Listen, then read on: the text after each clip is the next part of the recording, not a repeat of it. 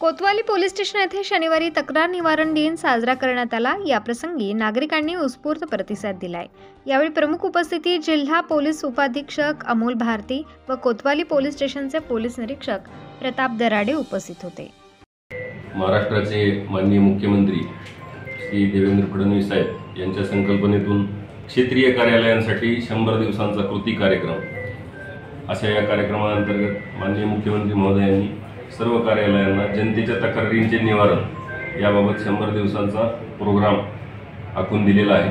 त्या अनुषंगाने पोलीस विभागामध्ये पोलीस स्टेशन स्तरावर दर शनिवारी तक्रार निवारण दिन घेण्यात येणार आहे। त्या दिवशी 1 जानेवारी 2025 च्या पूर्वीच्या सर्व ज्या तक्रारी असणार आहेत त्यांचं निवारण पोलीस स्टेशनला तक्रारदार आणि सामनेवाला दोघांनाही बोलवून केलं जाणार आहे। त्या अनुषंगाने आज Kotwali police station, Topkhana police station, Bhingar camp police station अशा तिन्ही पोलीस स्टेशनमध्ये तक्रार निवारण दिन घेण्यात आलेला आहे। आता कोतवालीतही घेण्यात आलेला आहे। यामध्ये जे तक्रारदार आणि सामनेवाला दोघं असतात त्यांना समोरासमोर बसवून त्यांची तक्रार ऐकून तेथे त्यांची तक्रार तात्काळ त्याचं निराकरण करण्याचा प्रयत्न आम्ही करत आहोत। तरी माझी आपल्या माध्यमातून जनतेला आवाहन आहे की आपली जर काही तक्रार असेल कोणाच्या विरुद्ध तर शनिवारी आपण तक्रार निवारण दिनासाठी पोलीस स्टेशनला उपस्थित राहावे। धन्यवाद।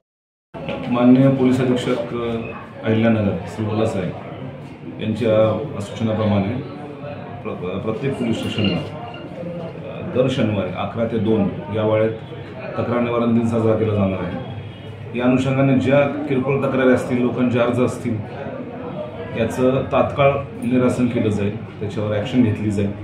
तर आज पहिला तक्रार निवारण दिन साजरा झाला कोतवाली पोलीस स्टेशनला।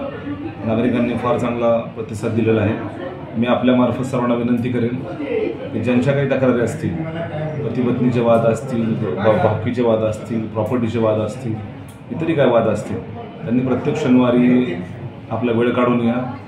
आपल्याला तात्काळ न्याय देण्याचा प्रयत्न अहिल्यानगर पोलीस दल करेल, त्याबद्दल मी खात्री देतो।